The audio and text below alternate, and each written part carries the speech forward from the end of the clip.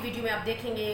Cambridge का पास paper 2009 का, और इसमें जो कोड 3248 है उसका पेपर 1, तीसरा सवाल ट्रांसलेशन का सोल्यूशन 2009 का, जून का भी और नवंबर का भी।